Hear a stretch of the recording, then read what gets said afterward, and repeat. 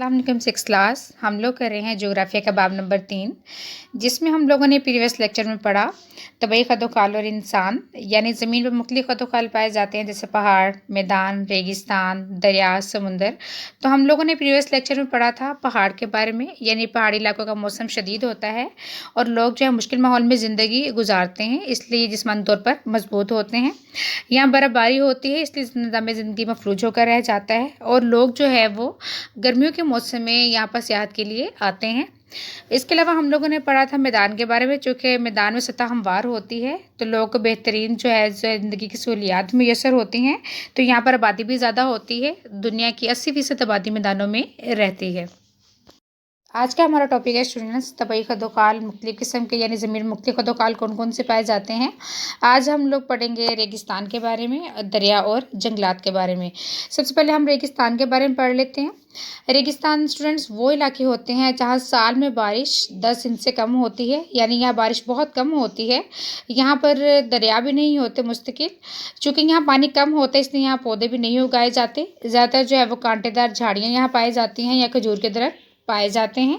और लोग जो है यहाँ पर बहुत कम तादाद में रहते हैं। लोग रेगिस्तान में जो लोग रहते हैं वो पानी और खुराक की तलाश में कभी कहीं तो कभी कहीं ज़िंदगी यानी खाना बदोशों की तरह ज़िंदगी गुजारते हैं।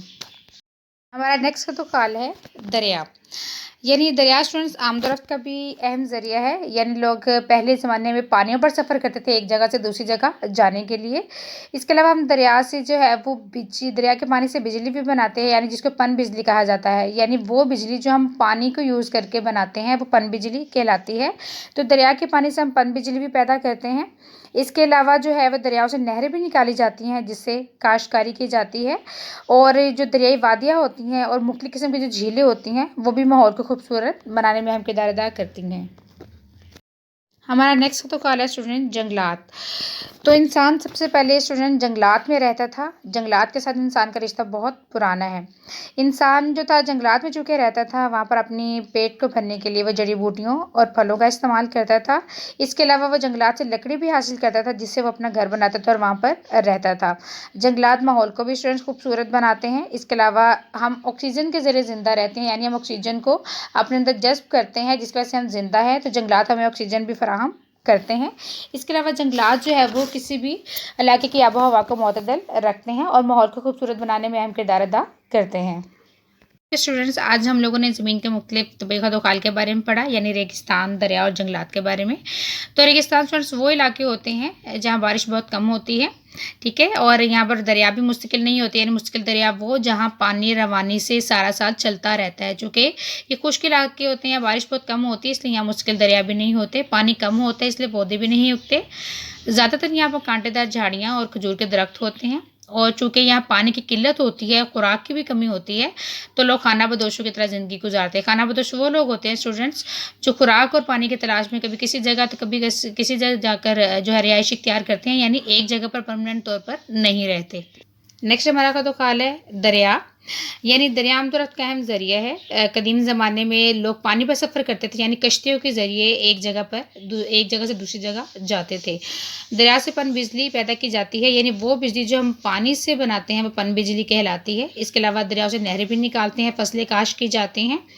और जो ज़मीन के नीचे यानी ज़ेर ज़मीन के नीचे पानी होता है, इंसान उसको अपनी ज़रूरत के लिए और काश्तकारी के लिए इस्तेमाल करता है। दरिया की जो वादियाँ होती हैं और झीलें, ये भी माहौल को बहुत खूबसूरत बनाती हैं। जंगलात और इंसान का ताल्लुक़।